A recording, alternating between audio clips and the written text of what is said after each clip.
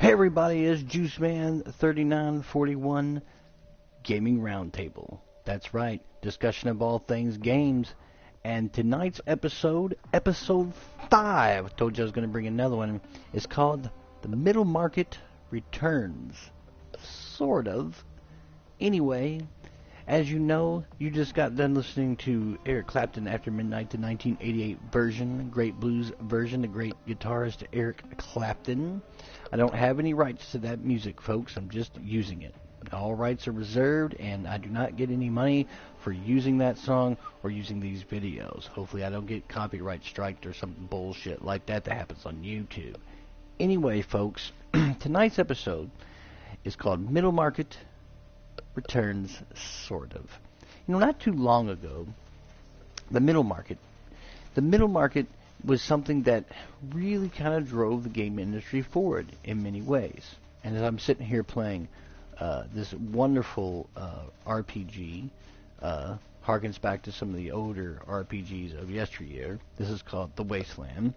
And Wasteland Director's Cut, it's a really, really good RPG. I don't think it's for everybody. Combat is very similar to XCOM and those type of games.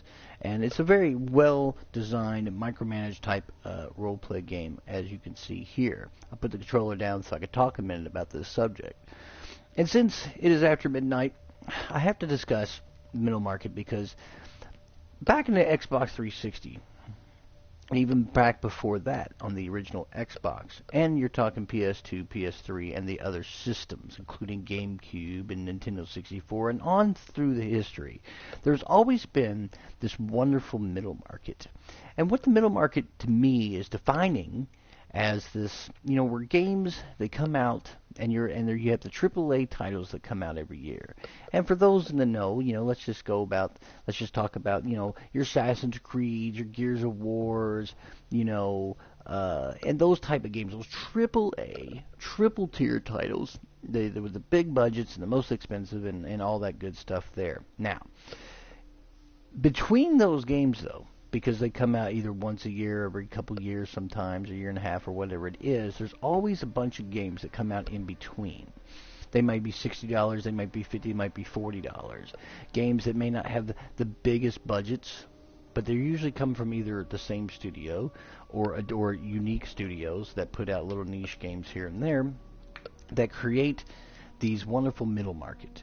And there's a lot of good games to be had on the other systems I've owned over the years. I'm always big on the middle market and what's coming out.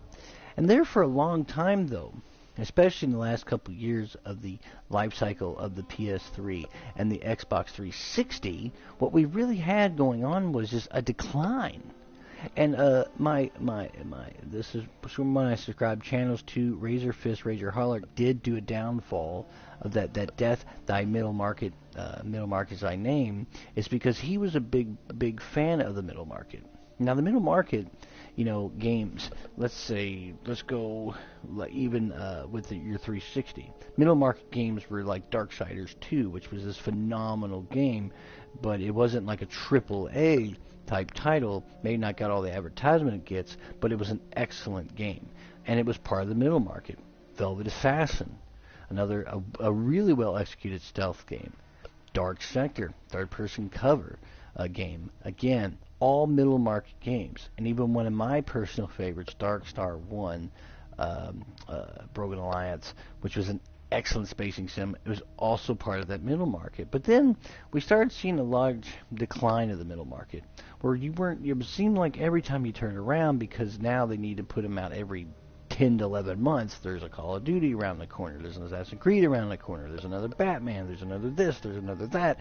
And the middle market, people started realizing, because as game costs increased, ladies and gentlemen, in the YouTube community, as they kept increasing, a lot of these companies did not want to put out these games. Even if the game, you know, average triple tier title game might be $100 million and a middle market game might be $50 million, they still didn't want to risk that in case it did not sell. Oh yeah, and if you're just tuning in, tonight's episode of Gaming Roundtable, as always, is brought to you by our sponsors.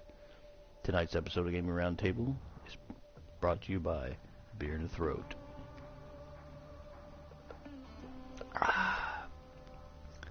Thank you, sponsor. Anyway, what I'm going on about with this middle market is there's been a sudden kind of resurgence of the middle market. I consider Wasteland, that I'm playing right now, a middle market game. I really do. I really feel like that this game is that type of middle market. And I don't think a whole lot of people bought this. Let's face it, this is basically an overhead version of Fallout with a little bit more micromanagement and things along that lines. And it's an excellent role-play game if you've never played this. It was totally worth the price of admission. Now, going forward, when we talk about this stuff, it's kind of like, what are you supposed to do? You know, when you want to play a game in between the big titles that you're waiting for. And there for a while, it seemed like there just wasn't, those middle tier titles were just not coming out. But now, I'm starting to see a little bit of a trend. A little bit of a trend with middle market games. And to be honest, I don't think it started with Wasteland, but it was the first time that I started seeing these other titles that come out. Now, I do classify the Dynasty Warriors, Samurai Warriors games as middle market games. I do classify that. But they're pretty much on a annual kind of basis of coming out, 1 or 2, sometimes up to 4 a year. But a game like, you know, and a lot of the racing games, you know, you could almost consider that. But see, I almost, in a way, don't, because that's a staple genre. But, for example, we've got some games coming out that I'm really interested in playing. And I'm not talking about No Man's Sky, which I got on pre-order, and I can't wait to just jump into that universe, or Doom, or some of these other ones. I'm talking about a game, one of the games that's coming out in June is called Technomancer. Now, Technomancer is created by the game company known as Spiders. Spiders, if you know, are the makers of an arcade title that was a role-play game set on Mars called Mars War Logs. It was actually a really well-done role-play game. And they also created the criminally overlooked, underplayed Bound by Flame, which is an excellent role-play game. It has elements of The Witcher and elements of Souls and things like that. And yes, the voice acting is terrible, but it's a total middle market game. And it's an excellent game. Technomancer, go look up Technomancer on YouTube, the gameplay. This also takes place in the same universe as Mars War Logs, except now we're talking PS4 power. You know, it's coming out at $50, not $60. And that's kind of what's going on now. And, hold on a second, guys. I need to check something, because it looks like it just now went on. And I'm not really sure if that's the case or not. And I hope that it was not the case and it was just telling me that. Because if not, my whole entrance just got screwed up. Anyway, so as I continue to talk about the middle market, that Technomancer, I just got interested in it. Another game that's coming out that's also middle market is Lichdom Battle Mage, which I believe was a PC title. And this is a game where you play, it's a first-person game, and it's basically a shooter, but you play a mage, and you have unlimited mana, and you can crisscross spells and combine stuff, and it just looks really interesting and fascinating. And yes, Technomancer looks incredible. I watched the gameplay on it. It looks like I'm really looking forward to that. You know, between that game and you got Lichdom Battle Mage, and there's a bunch of other one-off titles that are coming out this year that's going to be considered middle market. But here's the thing. It's nice to see a resurgence of this. You know, games we can play in between the big titles. But when I say the middle market returns, sort of, I don't think anybody's really giving it a big bunch of attention. I don't think gamers out there are looking at these games and seeing that attentiveness that those games deserve. And I think they're going to be games that come out and nobody will end up buying. You know, kind of like Knights of Azure. It's definitely a middle market game. When I pre-ordered that at GameStop and paid it off in full and picked it up, they didn't have any copies for the public. I was the only one that pre-ordered it, and it was their only copy they had. They said, of course, they would probably get 1 or 2 more in the next shipment, but I was like, that's crazy that they didn't have an extra copy. And it's an excellent action RPG, by the way, which kind of harkens back to some of the things I like about it's a little bit of cross between Castlevania Limited Innocence and Castlevania Curse of Darkness. and there's something about it that reminds me of those games. But anyway, that's a total middle market game. But that's the thing. So many games like that are overlooked by so many gamers. In some ways, I can see that. Maybe you don't have a lot of time to play games, and so you're like, well, I better, buy only the games that are really, really triple tiered and really, this and that, because if I do that, at least, if I do that, excuse me, it looks, that way it's kind of like a time well spent situation. I'm going to play what I want to play because I don't have a whole lot of time. And I can come over to that way of thinking. But the other thing is that, a lot of gamers out there look at games and just snub their noses at them because it's not Assassin's Creed or Call of Duty or Battlefield or those big titles like that. It's not those games. But they miss out. Y'all have missed out on so many wonderful and interesting games. And I'm a big, big fan of those, For every Skyrim that gets put out, for every, Dragon's Dogma that gets put out, these big role-play games, there's a bunch that people overlook and don't bother to actually pick up. On the 360 in particular, it was when I had it was so surprising how many games I ended up picking up that was middle market. And that middle market was one of the things that just what I started looking forward to. I wasn't actually buying the big titles. I was actually looking at the middle market titles, the ones that offered maybe a different experience or a different thing all the way around. Wasteland, for example, offers a unique experience. It's almost this old school meets new school way of playing a game, and it's excellent. It's an excellent game, and it's a shame that I really haven't devoted even more time to it because so much has come out, and I've got so much time. Things I want to play, things I want to work on per se, and that's the thing. And I need to spend more time with this game. Excuse me about the yawn there, folks. I haven't been home from work very long. It was kind of a long day. But that is why, even though I feel it's to see the middle market returning, the sort of is because I think a lot of people are oblivious to it. A lot of you gamers out there are just missing out on some really, really, really cool games. And you should give these games a chance. Give them some love, It's not all about the big tier titles, all the time. It's not about those big releases. There's so much that get released in between. Sometimes you don't even get advertisements on it, They just kind of pop up. One of the things I like to do is go to the GameStop website and just kind of put PS4 and see all. And I've seen so many things like that, I've seen so many games like, what game is that? And I'll look into it and be like, oh, that looks cool. And I'll watch a video on YouTube about it or look into it and just realize, hey, that looks like something cool that I want to play. Not even where I normally, if I didn't do that, I wouldn't even know it existed, And sometimes GameStop's really bad about getting those games in, They'll buy one and that's it. And someone may buy it and you may not even know it comes out. It's one of the things that I feel like people just kind of ignore that middle market. Always waiting, I'm going to play Black Ops 3 until the next Call of Duty comes out. That's the only game I'm going to play. I know people who only buy just the triple tier games. They won't even touch any other game. I have a friend of mine that actually does this, as a matter of fact, and I've on a couple occasions, he'd ask me, hey, what's that game you're playing? And I'd tell him, and he'd say, what's it about? And I'd tell him, and occasionally he has caved and bought that game and be like, this is actually a really cool game, but most of the time, that rarely ever happens. Excuse me, yawning again, folks. Sorry about that. And the middle market, though, it doesn't just serve a purpose for us gamers. Middle market it pushes the industry forward.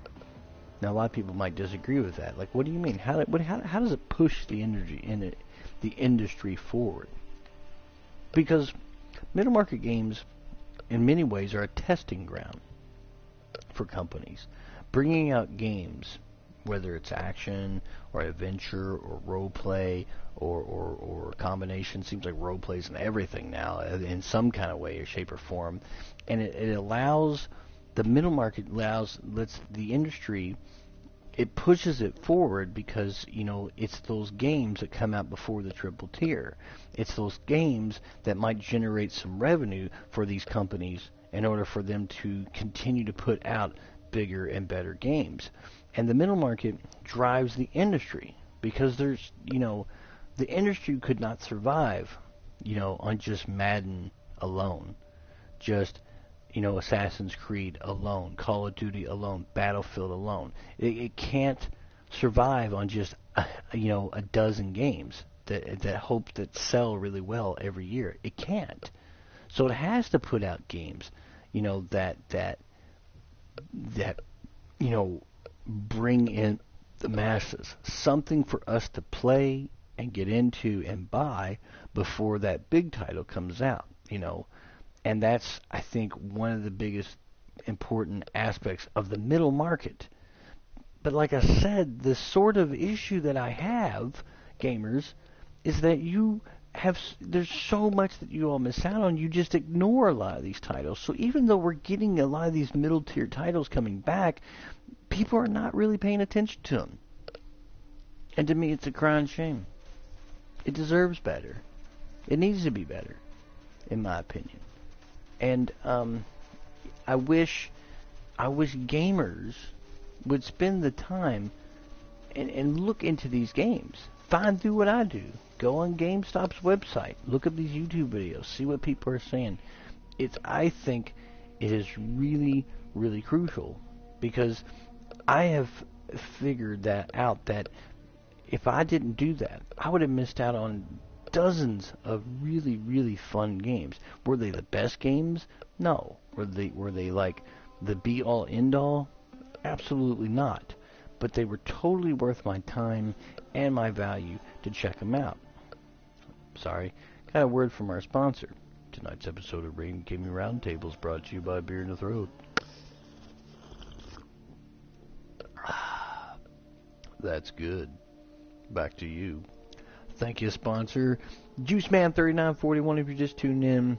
Episode 5, Gaming Roundtable. That's right, talking about the middle market, why it's important, and why it's largely ignored. Now, this is, like I said, a subject that I wanted to kind of touch base on, and other people probably have done the same. The middle market is what really drives the industry. It allows us to see some of these cool games that come out. I'm going to pick up Lichdom Battle Mage. I've actually already pre-ordered Technomancer because just the video and the gameplay alone made me say, I want to play that. And I absolutely love spiders. Mars Warlogs on the Xbox 360 arcade was a phenomenally well-designed roleplay game. It was fun. I enjoyed every minute of it. And Bound by Flame was equally excellent, although the voice acting was kind of like, but it still was a really, really well-designed roleplay game that no one really gave a crap about.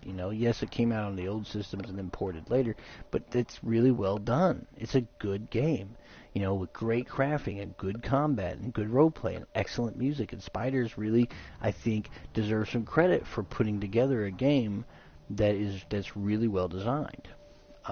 And now with Technomancer, that just looks absolutely, again, PS4 graphics now. We're talking going back to that sci-fi setting, and especially sci-fi, because they don't make a whole lot of sci-fi roleplay games. Yes, Fallout's considered sci-fi and all that, but what I'm talking about is like science fiction. I'm talking other worlds and really looks like pseudo-science. Technomancer, in many ways, has some of the art stylings of Frank Herbert's Dune. It just looks interesting, and I want to play it, and I'm looking forward to that in June. And No Man's Sky releases in June, but I will be playing both of those.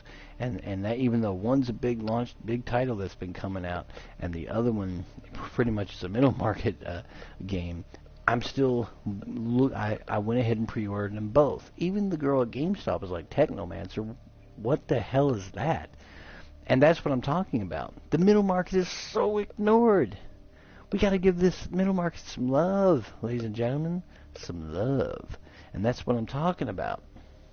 I hope that going forward, when you walk into a game store, which is probably GameStop because there's like nothing else left, but when you walk in there and you see some of these titles you may never heard of, instead of just snubbing your nose at them and waiting, going home and playing whatever you've been playing, watch some videos.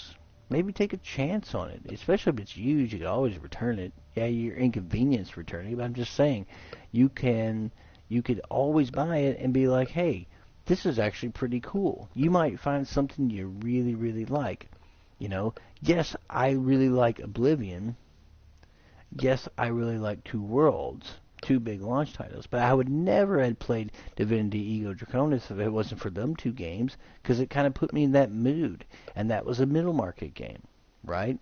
Risen 3 is a total middle market game. Risen 3 on a 360, I even have it on the PS4 now, with its deluxe, or I guess enhanced edition, is one of my favorite role-play games. I absolutely love it. Now, a lot of people hated on it because, the combat, but you learn the combat. The combat is nothing. It's easy. It's just time-based. It's not hard.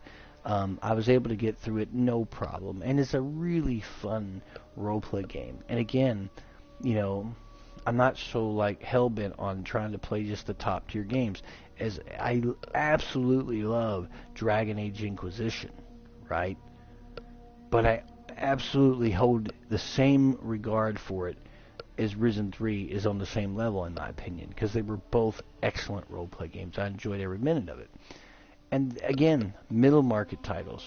Very, very important that we support some of these developers, because some of these developers are small developers. They need our support, Some of these guys are the ones that's going to turn out to put out some really major big hits probably, the next year, 2, 3 years, if they are supported. Bungie was at one time an indie developer. Think of it that way, And look what they did. They got support over time, and they slowly, built up, and made Halo. Look at indie developer DMA Publishing. DMA Publishing created Body Harvest for the N64, a basic sandbox game. You can jump in and out of vehicles. You're fighting an alien invasion, traveling through time. You can. It's a third-person shooter, and you can explore and do different adventure and stuff. But that business model, jumping out of cars and driving wherever and doing stuff in the game, DMA Publishing was an indie developer that Nintendo and some other people who got hip to Body Harvest, which was an excellent N64 game, people started buying it. DMA, ladies and gentlemen, became Rockstar North. And if it wasn't for the support of Nintendo and people buying Body Harvest, trying this new concept of jumping in vehicles and running around in a sandbox, that is what inspired them to create GTA 3. Because it's the same type of game. And it was that support. And that was a middle market title. And now look what they've done. And that's what I'm talking about. The middle market developers of today go on to become big developers of tomorrow. And supporting that helps that. So, in short, in closing on this shorter than usual video, just keep that in mind. The middle market is there. Don't ignore it. Embrace it. And you might find yourself, the better for it to recommend that game to other people. Anyway, this has been the Gaming Roundtable. Check me out on WordPress.com. My blog that I've been writing. Although I haven't contributed in a while because I'm kind of on the video thing now. I want to actually, like I said, I hope you enjoyed the video. This has been episode 5, Middle Market Returns, sort of. And as always, good gaming.